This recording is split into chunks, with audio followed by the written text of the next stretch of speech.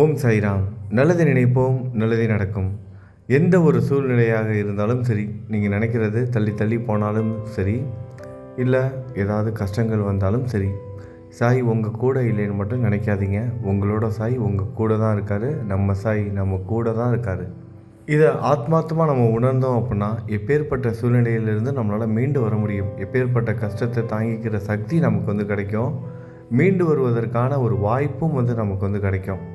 வாய்ப்புன்னு சொல்லும்போது தான் ஒரு விஷயம் ஞாபகம் வருது. நம்ம எல்லாரும் ஒரு விஷயத்தை கேள்விப்பட்டிருப்போம், படிச்சிருப்போம், உணர்ந்திருப்போம். ஒரு சில நேரத்தில் கூட அருமையான ஒரு வாய்ப்பை நான் விட்டுட்டேனே, வாழ்க்கையில் நிறைய நேரங்களில் நான் நிறைய தவறு செய்துட்டேனே, கூட இருக்கிறவங்களாம் யார் என்னன்னு தெரியாமல் நான் நிறைய விஷயங்களை ஏமாந்துட்டேன், நிறைய தவறுகள் செய்துட்டேன், திரும்பவும் அந்த மாதிரி ஒரு வாய்ப்பு கிடைக்காதல அப்படிங்கிற ஒரு ஏக்கம் நமக்குள்ளே இருக்கும்.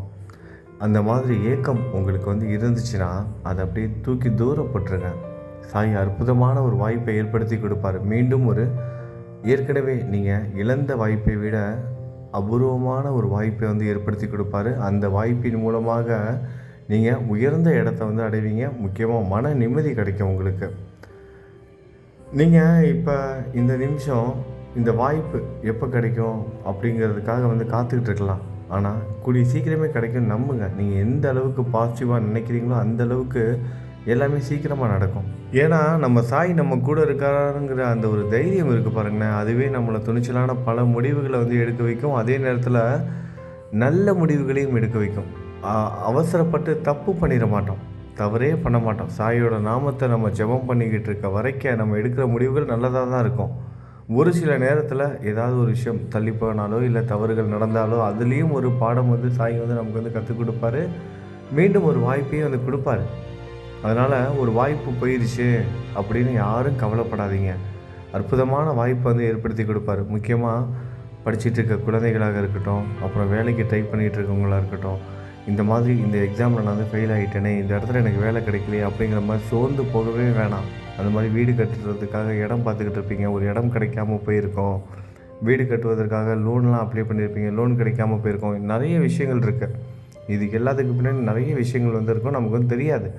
அதாவது நமக்கு தள்ளி போகிறது இல்லை கிடைக்காம போகிறது அப்படிங்கிறத விட்டுட்டு இதுக்கப்புறம் நமக்கு என்ன கிடைக்க போகுது அப்படிங்கிறதுல நீங்கள் உங்களோட யோசனையை உங்களோட கவனத்தை செலுத்துங்க. ஏன்னா உங்களுக்காக காத்துக்கிட்டு இருக்க வாய்ப்பு ஒரு அற்புதமான வாய்ப்பாக கூட இருக்கலாம்ல. நீங்கள் இழந்ததை நினச்சி எதுக்கு கவலைப்படணும்? வரப்போகிற நல்லதை நினச்சி நீங்கள் சிந்திக்கலாம்ல. அதுக்காக நீங்கள் சந்தோஷமாக இருக்கலாம்ல. அதுக்காக அப்பாவுக்கு நன்றி சொல்லலாம்ல உங்களோட சாய்க்கு. நானும் அனுபவபூர்வமாக நிறைய விஷயங்கள் உணர்ந்திருக்கேன். நிறைய விஷயங்கள் எனக்கு தள்ளி போயிருக்கு. ஒரு சில விஷயம் கிடைக்காம கூட போயிருக்கு. அந்த நிமிஷத்தில் கொஞ்சம் கஷ்டமாக இருக்கும். என்னப்பா நான் உங்கள்கிட்ட கேட்டேனே, எனக்கு இது நீங்கள் கொடுக்கலையே அப்படிங்கிற மாதிரி கொஞ்சம் துவண்டு போயிருக்கேன். உண்மை தான். ஆனால் அதுக்கப்புறமே நான் அதை உணர்ந்தேன். ஏன்னா அதில் இருந்த கஷ்டம் ஒரு சில விஷயம்லாம் கிடச்சிருந்துச்சு அப்படின்னா நான் இன்றைக்கி ரொம்ப கஷ்டப்பட்டிருப்பேன். அந்த விஷயங்கள்லாம் எனக்கு கிடைக்காம இருந்தது ரொம்ப சந்தோஷமாக இருக்குது இப்போ. ஏன்னா அந்த நிமிஷத்தில் எனக்கு அதெல்லாம் பெரிய விஷயமாக தெரிஞ்சது. அதே மாதிரி தான் உங்களுக்கும் இந்த காலகட்டத்தில் ஏதாவது ஒரு விஷயம் பெரிய விஷயமாக தெரியலாம். ஆனால் காலப்போக்கில் அது நிரந்தரம் கிடையாது அப்படிங்கிறத தெரிஞ்சுக்கிற ஒரு வாய்ப்பையும் உங்கள் கம்பா கொடுப்பாரு. அதாவது ஒரு சில விஷயங்கள் உங்களுக்கு கிடைக்காம போகுதுன்னா இதை நீங்கள் புரிஞ்சுக்கணும். எல்லாமே நல்லதுக்கு அப்படிங்கிறத தெரிஞ்சுக்கணும். ஏன்னா நம்ம ஆசைப்படுறது எல்லாமே அந்தந்த டைமில் நமக்கு சந்தோஷத்தை கொடுத்தாலும் நீண்ட கால சந்தோஷமாக இருக்காது. மன நிம்மதியை கொடுக்குறதா கூட இருக்காமல் கூட போகலாம். நீங்களே கூட ஒரு சில விஷயத்தை இப்போ யோசித்து பார்த்தீங்கன்னா தெரியும். ஆகா, இந்த விஷயத்துக்காக நம்ம தானே ஆசைப்பட்டு நம்ம தானே இதை பண்ணோம். ஆனால் இன்றைக்கி நம்ம இதனால் இவ்வளோ கஷ்டத்தை அனுபவிக்கிறோமே அப்படின்னு நீங்கள் ஒரு சில நல்ல விஷயங்கள் உங்கள் வாழ்க்கையில் நடந்திருக்கும். அந்த நிமிஷத்தில் அந்த நேரத்தில் அது நல்ல விஷயமா இருந்திருக்கும். ஆனால் இப்போ அது ஏன்டா கிடைச்சதுன்னு நீங்களே ஃபீல் பண்ணிக்கிட்டு இருப்பீங்க. அதுதான் சாய்.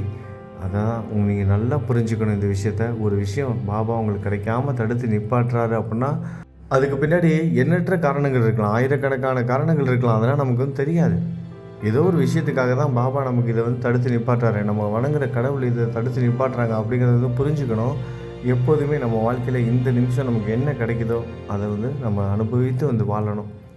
ஒரு முக்கியமாக ஒரு சின்ன நல்ல விஷயங்கள்லாம் வீட்டில் நடக்குது, ஒரு பண்டிகை நாள் வருது அப்படின்னா அந்த நேரத்தை நம்ம கொண்டாடணும். சின்ன விஷயம் தானே, இதுக்கெல்லாம் போயிட்டு நம்ம இதுக்கு ரொம்ப எக்ஸைட்மெண்ட் ஆகி நம்ம எதுக்கு சந்தோஷப்படணும் அப்படின்னு சொல்லிட்டு எல்லாம் விட்டுட்டு இருக்கக்கூடாது. சின்ன சந்தோஷம் கூட உங்கள் வாழ்க்கையில் மிகப்பெரிய நல்ல விஷயங்கள் கொண்டுட்டு வரும். அதனால் வாழ்க்கையில் நடக்கிற சின்ன சின்ன விஷயத்தையும் அனுபவித்து வந்து வாழுங்க. ஏன்னா நமக்கு வந்து ஒரு விஷயம் கிடைக்கிது, ஒரு சின்ன விஷயமா தெரியுது அப்படின்னா, மற்றவங்களுக்கு அது கூட கிடைக்காம இருப்பாங்க. அதுக்காக ஏங்கிட்டு இருக்கவங்க எத்தனையோ பேர் இருப்பாங்க. அப்படி பார்க்கும்போது நம்ம எல்லாருமே ஆசீர்வதிக்கப்பட்டவங்க தானே. இந்த நேரம் நான் தங்கியிருக்கேன், ஒரு வீட்டில் தங்கியிருக்கேன், எனக்கு சாப்பாடு கிடைக்கிது அப்படின்னாலே எனக்கு வந்து ஆசீர்வாதம் தானே அது. ஏன்னா இது கூட கிடைக்காம எத்தனையோ பேர் இருக்காங்களே. இதெல்லாம் நீங்கள் கேட்டு கேட்டு போர் அடிச்சிருச்சு அப்படின்னு கூட நீங்கள் வந்து யோசிக்கலாம். ஆனால் அதானே உண்மை. இது உண்மை இல்லைன்னு போகாதுல்ல. இந்த வாழ்க்கை கூட இல்லாமல் எத்தனையோ பேர் இருக்காங்கல்ல. ஏற்கனவே ஒரு கதை ஒன்று உங்களுக்கு வந்து சொல்லியிருப்பேன். உங்களுக்கு ஞாபகம் இருக்கான்னு தெரியல. திரும்ப ஒரு முறை வந்து சொல்கிறேன். ஒருத்தன் ரொம்ப கஷ்டப்பட்டு கஷ்டப்பட்டு உழைச்சிக்கிட்டே இருந்தானாம். ஓடி ஆடி அந்த காட்டில் போயிட்டு இந்த விறகெல்லாம் வெட்டி அதை வந்து விற்கிற வேலை. அந்த விறகெல்லாம் விற்கிற வேலை பார்க்கும்போது அந்த விறகெல்லாம் வெட்டணும். அந்த காட்டுக்குள்ளே போகும்போது காலில் நிறைய வந்து முள்ளு முள்ளாக குத்தி குத்தி இது அவனுக்கு வந்து ரொம்ப இதாகிடுச்சான். அவன் போட்டிருக்க செருப்பு அந்த அளவுக்கு வந்து இருந்துச்சான். நல்ல செருப்பு கூட இல்லை அவன்கிட்ட. அந்த செருப்பு ஏதோ பேருக்கு தான். எந்த ஒரு முள்ளு குத்துனாலும் என்னமோ காலிலே நேராக குத்துற மாதிரி வந்து வலிக்குமா. அந்த அளவுக்கு அந்த செருப்போட நிலைமை வந்து ரொம்ப மோசமாக இருந்திருக்கு. அவன் சம்பாதிக்கிற காசு அவனோட வாய்க்கும் வயிறுக்குமே பத்தலை. மேற்கொண்டு அவனால் ஒரு செருப்பு கூட வந்து வாங்க முடியல. வெறுத்து போய் கோயிலில் போய் இப்போ சாமியை போய் திட்டலான்னு சாமிக்கிட்ட வந்து போகிறானா. அங்கே போயிட்டு, சாமி நான் எவ்வளோ கஷ்டப்படுறேன், எனக்கு ஒரு சின்னதாக ஒரு ஹெல்ப் பண்ண மாட்டேங்கிறீ, என்னால் செருப்பு கூட வாங்க முடியலேன்னு அப்படி பண்ணிகிட்டு இருக்கும்போது அதே சாமிக்கு ஒருத்தன் அப்படியே மண்டி போட்டுக்கிட்டு வரானா. கால் நடக்க முடியல, அவனுக்கு வந்து கால் வந்து இல்லை. ஒரு மாற்றுத்திறனாளி, கால் 2 கால்களும் இல்லாமல் முட்டி போட்டுக்கிட்டே கோயிலுக்கு வரானா. கோயிலுக்கு வந்து சாமி வந்து கும்பிட்றானா. சாமி இன்னைக்கு நான் நல்லா சாப்பிட்டேன் உங்களால் அப்படின்னு. பாருங்கள், இவன் காலுக்கு செருப்பு இல்லையேன்னு இருக்கான். அவன் சாப்பாட்டுக்கே வழி இல்லாமல் ஒரு வேளை சாப்பாடு கிடச்சிச்சேன்னு சொல்லிட்டு சாமிக்கு வந்து நன்றி சொல்கிறான் முட்டி போட்டுட்டு வந்து. அப்போ தான் வந்து உணர்ந்தானா, நம்ம வந்து நடக்கிறதுக்கு கால் கொடுத்துருக்காரே, நம்ம வேலை செஞ்சு சுயமாக சாப்பிட்றோமே, இவர் கால் கூட இல்லாமல் இருக்கார், இவருக்கு தினைக்கு எப்படி சாப்பிடுவார், என்ன வேலை செய்கிறாரு அப்படின்னு அவன் மனசுக்குள்ளே அவ்வளவு கேள்வியான்.